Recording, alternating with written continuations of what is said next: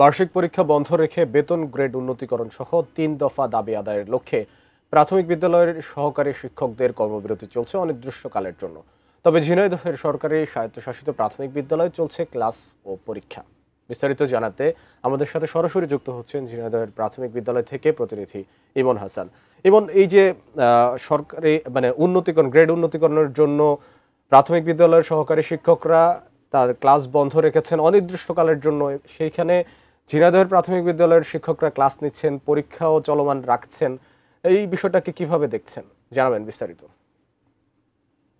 আসলে মাহমুদ, আপনাকে ধন্যবাদ জানাচ্ছি যে খুব দারুণ একটি যে প্রশ্ন জানতে চেয়েছেন আমার কাছে যে সারা দেশে কিন্তু সরকারি প্রাথমিক বিদ্যালয়ের শিক্ষকরা কিন্তু কর্মবিরতি গিয়েছে অনির্দিষ্টকালের জন্য। আমি ঠিক এই মুহূর্তে অবস্থান করছি ঝিনাইদহ শিশু কল্যাণ প্রাথমিক বিদ্যালয়ে।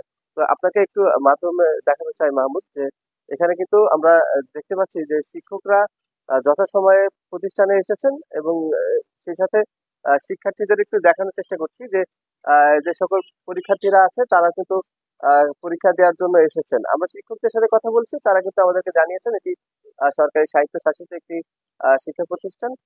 তারা কিন্তু আসলে সরকারি যে নিয়ম নীতির মধ্যে রাখা হয়েছে যে সরকারের কথা অনুযায়ী তারা কিন্তু আহ, প্রতিষ্ঠানে আসছেন এবং ক্লাস নিচ্ছেন। সেক্ষেত্রে অভিভাবকদের সাথে আমরা কথা বলেছি যে সরকারি প্রাথমিক বিভিন্ন বিদ্যালয়ে আমরা দেখেছি যে পরীক্ষার বন্ধ রয়েছে, ক্লাস বর্জন রয়েছে। সেখানে এই যে আজকে পরীক্ষা চলছে এই বিদ্যালয়ে, সেখানকার শিক্ষার্থীরা কিন্তু খুব দ্রুতই বছরের শেষ করে ফেলতে পারছে লেখাপড়া। কিন্তু সব থেকে বড় বাধা বিপত্তিতে আছে কিন্তু যারা সরকারি প্রাথমিক বিদ্যালয়ের শিক্ষার্থী, তারা কিন্তু ক্লাসও পায়নি মাঝখানে, এমনকি তাদের পরীক্ষাও বন্ধ রয়েছে। সেক্ষেত্রে অভিভাবকদের মধ্যে একটা ক্ষোভের সৃষ্টি হয়েছে। এই দিকটা আসলে শুধু আমাদের ব্যক্তিগত বিষয় বলেই বলছি না, এখানে যে সুশীল সমাজের মানুষ যারা আছেন তারাও কিন্তু বলেছেন এই বিষয়টা আসলে যারা স্কুল খোলা রেখেছে, যারা শিক্ষার্থীদের পড়াশোনা বাধাগ্রস্ত করছে না, এই এই ক্ষেত্রে এই দিকটা কিন্তু আসলে পজিটিভ দিক হিসেবে উঠেছে মাহমুদ।